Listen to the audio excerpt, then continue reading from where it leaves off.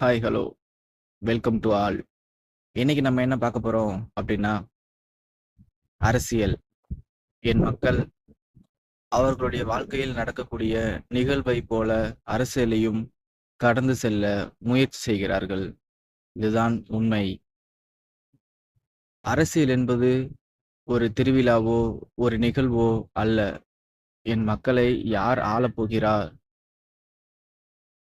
எதை என் மக்களுக்கு கொடுக்கப் போகிறார்கள் என்பதற்கான கேள்வி.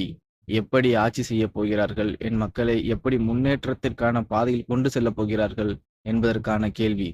அதற்கான பதிலை எந்த அரசியல் கட்சி தலைவர் தெளிவாக கூறுகிறாரோ, அவர்களுக்கு சிந்தித்து என் மக்கள் வாக்களிக்க வேண்டிய கடமை உள்ளது.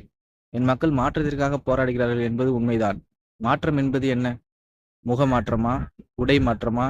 இல்ல தோற்ற மாற்றமா? அது அல்ல.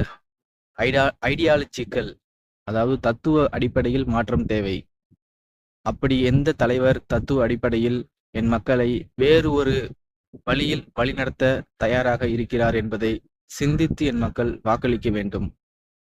பெரும்பான்மையான மக்கள் அரசியலை ஆராய்ந்து வாக்களிக்க வேண்டும். உங்களுக்கு எப்படி கூறுவது என்றால், நாம் ஒரு தொழிலை மேற்கொள்ளப் போகிறோம் என்றால் அதில் உள்ள ஆழம், அதில் என்ன தவறுகள் நடைபெறும், அதை எப்படியெல்லாம் சரி செய்யலாம் என்று பல விதத்தில் ஆராய்ந்து மிக சிறப்பாக செயல்படுவதற்கு என்ன வழி என்று தேடி கண்டுபிடித்து அந்த தொழிலை நாம் கையில் எடுப்போம். அதே போலதான் அரசியலும். நம் மக்களை, நம்மை, என்னை யார் வழிநடத்தப் போகிறார், எப்படி வழிநடத்தப் போகிறார், எந்த மாதிரியான சிந்தனைகளை கொண்டு வந்துள்ளார் என சிந்தித்து வாக்களிக்க வேண்டிய கடமை நமக்கு உள்ளது. இதை நீங்கள் நினைவில் வைத்துக் கொள்ள வேண்டும். அடுத்தது, அரசியலை நம் யாருமே ஆராய்வதில்லை. அரசியலை நாம் ஆராய்ந்தே ஆக வேண்டும்.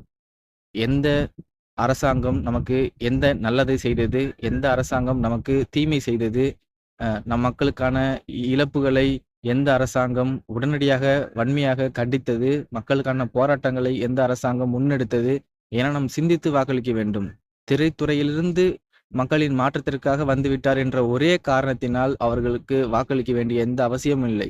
அதை தாண்டி பல அரசியல் கட்சிகள் தமிழ்நாட்டு அரசியலில் மிக முக்கிய பங்கு வகித்துக் கொண்டிருக்கிறார்கள். அவர்கள் போராடி கொண்டிருக்கிறார்கள். அதை நாம் சிந்தித்து வாக்களிக்க வேண்டும். என் மக்கள் அதிகமாக பார்க்க வேண்டிய விஷயம் என்னவென்றால், மேதகு என்ற ஒரு காணொளி சமூக வலைத்தளமான யூடியூப் சேனலில் உள்ளது. அதை நீங்கள் நிச்சயம் காண வேண்டும். அது மட்டும் இல்லாமல் பாச்சாத்தி என்ற காணொளி யூடியூப் சேனலில் உள்ளது. அதையும் நீங்கள் காண வேண்டும். உங்களுக்கு அப்பொழுதுதான் அரசியலுக்கான புரிதல் வரும். இது போன்ற நிகழ்வு தமிழகத்தில் எங்கெங்கு என்னென்ன நடந்துள்ளது, எந்தெந்த அரசியல் கட்சிகள் அதை முன்னிறுத்தி போராட்டங்களை முன்னெடுத்து பல வெற்றி கண்டார்கள் என்று நீங்கள் ஆராய்ந்து பார்க்க வேண்டும். ஒரு தமிழ் தேசியம், தமிழ் மொழி, இதற்காக ஒரு இனமே அழிந்தது என்றால் அது இலங்கை தமிழர்கள் மட்டும்தான். இனப்படுகொலை, இதை பற்றி நம் அனைவரும் தெரிந்து கொள்ள வேண்டும். இன்றைய காலத்தில் பெரும்பாலும் இதை பற்றி பேசவோ, இதை பற்றி கேள்வி கேட்கவோ, இதை பற்றி கூறவோ இளைஞர்கள் மத்தியில் பெரிதாக வரவேற்பு இல்லை என்றாலும் நாம் எல்லாருமே தெரிந்து கொள்ள வேண்டிய அவசியத்தில் நாம் இருக்கிறோம் என்பதை நீங்கள் நினைவில் வைத்துக் கொள்ளுங்கள். நீங்கள் அனைவருமே அரசியலை தேடி ஆராய்ந்து யார் நல்லவர் என சிந்தித்து வாக்களிக்க வேண்டிய கடமை இருக்கிறது. முக மாற்றத்திற்காக மட்டுமே வாக்களிக்க கூடாது என்பதுதான் என்னுடைய கருத்து. இது போன்ற சுவாரஸ்யமான தகவல்களை நாம் தெரிந்து கொள்வோம். பாய்.